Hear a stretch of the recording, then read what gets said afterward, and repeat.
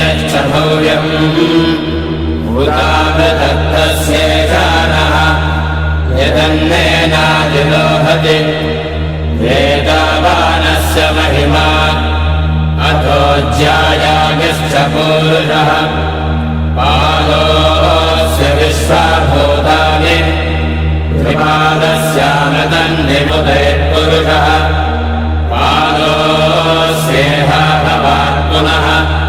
ततो विश्वम् यद्गामत् साचनानशने अभि तस्मादधिपूरुषः स जातो अध्यरिच्यत पश्चाद्भूमिमतो पुरः यत्पुरुषेण हविषा